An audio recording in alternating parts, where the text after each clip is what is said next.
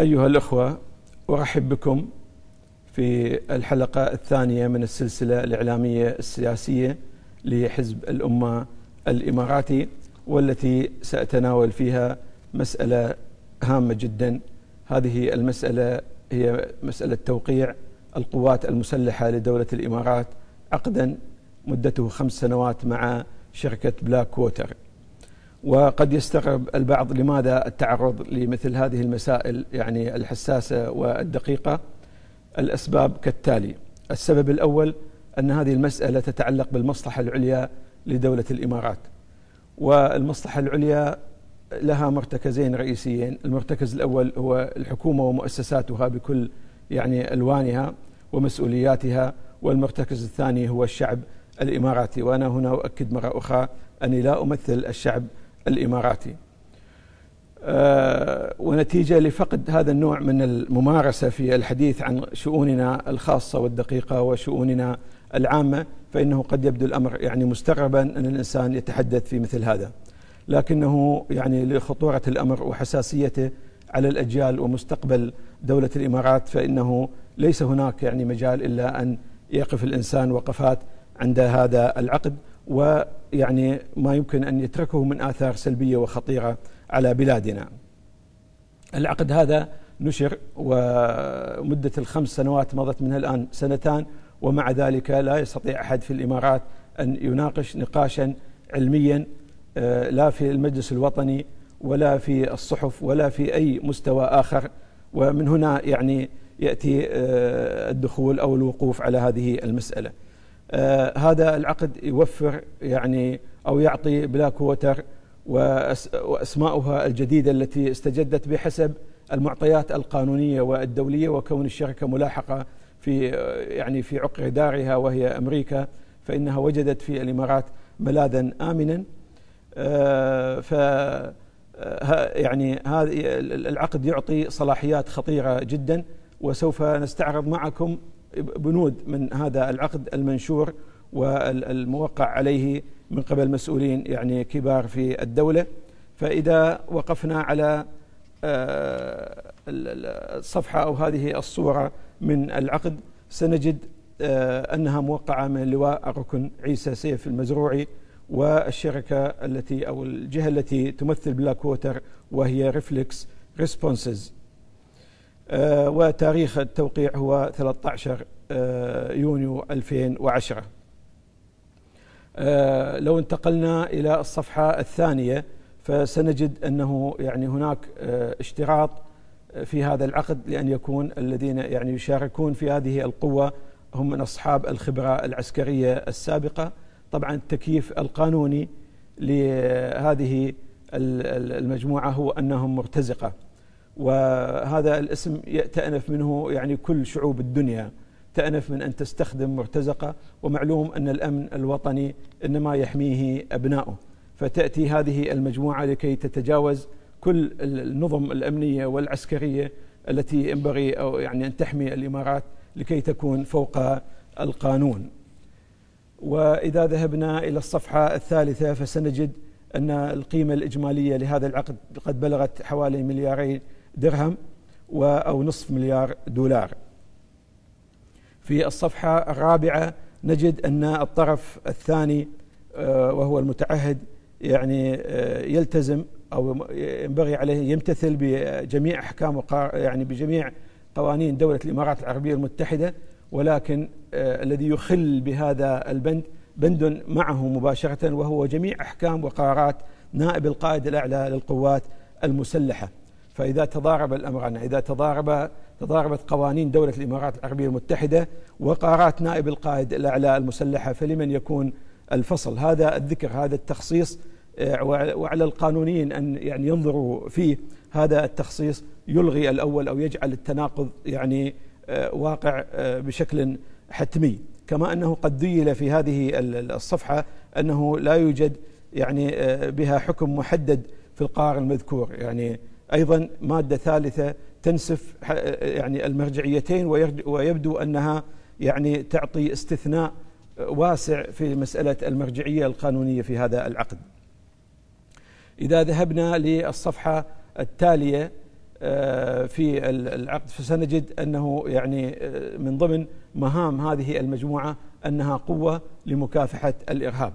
ومعلوم أن جورج بوش الذي جاء بهذا المصطلح يعني أدخل العالم في الأزمات التي نراها، وتغير وجه العالم نتيجة لهذه النقلة التي انتقل بها جورج بوش. ومعلوم أن مصطلح الإرهاب بين قوسين له تفسيرات، فما علاقة دولة الإمارات العربية المتحدة في أنها تنشئ قوة لمكافحة يعني الإرهاب؟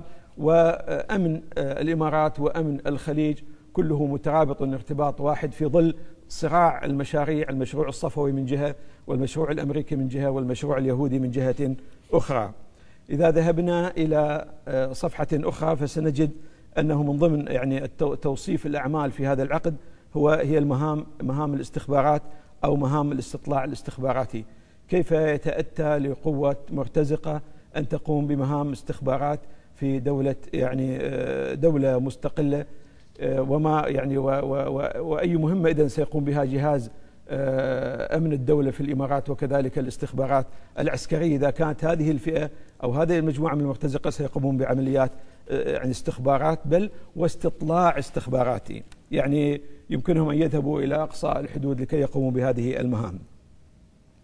إذا انتقلنا إلى صفحة أخرى من هذا العقد فسنجد أنه من ضمن توصيف المهام أو المجموعات التي ستنشأ داخل هذه المجموعة ما يسمى بمجموعة الدعم الأمني Security Supporting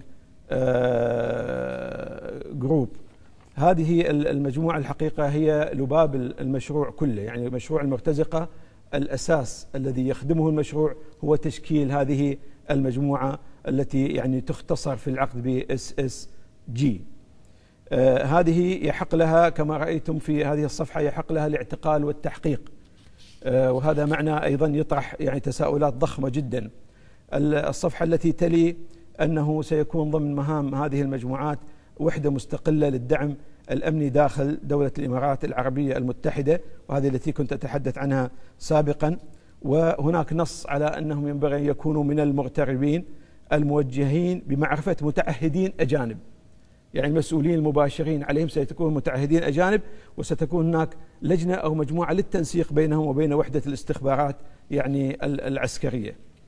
إذا انتقلنا إلى صفحة أخرى من العقد سنجد أنه من ضمن المهام تطوير نواة مجموعة دعم أمني، وهي كما قلنا مستقلة. هنا أخطر ما في هذه الصفحة أنها مستقلة عن النظام الرسمي للأوامر وهيكل الدعم. يعني هنا مسألة أيضا يعني غاية في الخطورة، كيف تستقل هذه المجموعة عن النظام الرسمي للأوامر؟ يعني لو مضت أوامر الجيش دولة الإمارات العربية المتحدة وأوامر جهاز أمن الدولة فإن هذه المجموعة لها الحق أن تخالف كل هذه الأوامر وتمضي بالاتجاه الذي توجه يعني به. هنا أيضا نرى في العقد أن هناك إمكانية للتوسع ولضم أفراد جدد. طبعا العملية بدأت ب3000 لكن لا ندري العدد الآن كم وصل. كذلك يعني هذه المجموعة ممكنة من أن تواجه الأفراد، يعني أي أفراد ستواجههم هذه المجموعة، ولها أيضا أن تحاصر المواقع الحساسة وأن تقوم بأي مهام أخرى. كذلك نجد في هذا العقد تنفيذ المهام الحساسة بطريقة فردية أو جماعية، وأرجو التوقف يعني الدقيق عند هذه المسألة. في هذه الصفحة تنفيذ المهام الحساسة بطريقة فردية أو جماعية. طريقة فردية يعني تعني أنه يمكن أن يقوم أحد هؤلاء الأشخاص التابعين لهذه المجموعة بعمليات اغتيال، لأنه لا تفسير آخر. يعني كيف توظف دولة الإمارات العربية المتحدة جماعات إرهابية مرتزقة عملوا في العراق وقاموا يعني إفساد الواقع العراقي، حتى ما لم يستطيع أن يقوم به الجيش الأمريكي قامت به مجموعة بلاك ووتر وقتلت خارج القانون الأمريكي. القانون الأمريكي الذي يشرع قتل يعني حسب النظام الأمريكي، بلاك ووتر تعدت هذا القانون لكي تقتل أيضا على هواها وعلى مزاجها. فكيف يكلف هؤلاء الأفراد بأن يعني يقوموا بعمليات حساسة وبطريقة فردية؟ طريقة فردية تعني اغتيالات داخل دولة الإمارات. كيف تتيح سلطة دولة الإمارات أن تغتال؟ من ستغتال؟ هل ستغتال يعني الإيرانيين الماكثين في بوموسى أمست اغتال إرهابيين. أين هم الإرهابيون الذين في الإمارات الذين يمكن يعني اغتيالهم؟ ولا يكفي النظام الأمني والنظام العسكري بمجمله وبثقله أن يقوم بهذه المهمة. كذلك هذه الوحدة يحق لها أن يعني تخزن الأسلحة والذخائر، وقد نص هذا يعني في العقد، بل أنه الطرف الأول وهي الدولة يعني سوف تعهدت في العقد أن توفر مخازن كافية لهذه المجموعة. هنا في إشارة غريبة أيضا في أحد بنود العقد، وهو أنه على كافة المتعهدين أن يخضعوا لقوانين محلية خاصة. ويعني ما هي هذه القوانين المحلية الخاصة لا يعرف. يبدو أنه ستنشأ مسودة يعني قوانين تحكم أوضاع هؤلاء، لأنه المتعلق بهذه المادة أنه عندما يتعلق الأمر بالمواد غير المشروعة، لا تدري ما هي هذه المواد غير المشروعة التي تحتاج قوانين خاصة أو غير المصرح بها أو العناصر غير المصرح بهم، فإن هؤلاء مرجعيتهم لا تنتمي أبدا إلى قانون دولة الإمارات، وإنما ترجع إلى مسودة أوامر يعني خاصة ستوضع لهم. آخر وقفة يمكن أن نقفها أو أن نستعرضها في هذا العقد هو ما ورد حول هذه المادة: تعليم الأفراد عقيدة التحقيقات الخاصة والتكتيكات والأساليب والإجراءات. هذا يعني أن هذه المجموعة مجموعة الدعم الأمني سوف تقوم بتحقيقات خاصة وتكتيكات. هذا يعني أنه متاح لها أن تعتقل، أن تحاصر، أن تعذب، أن تفعل ما تشاء لكي يعني تحقق أهدافها المرسومة لها. وهذا يضيف عبء الحقيقة يعني أمني هائل جدا على دولة الإمارات وعلى شعب الإمارات.